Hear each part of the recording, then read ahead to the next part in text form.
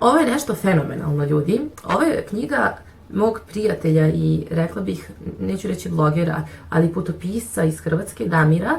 Damir putuje po svetu, ostavit ću vam link njegovog profila, zaista obilazi neke destinacije koje nisu baš urbane, nego više obilazi neki egzotični svet, proveo je vrijeme u Sahari.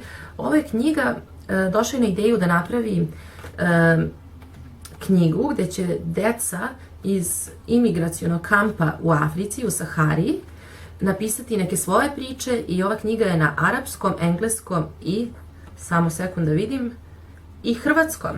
I to su priče te dece iz imigracionog kampa u Sahari.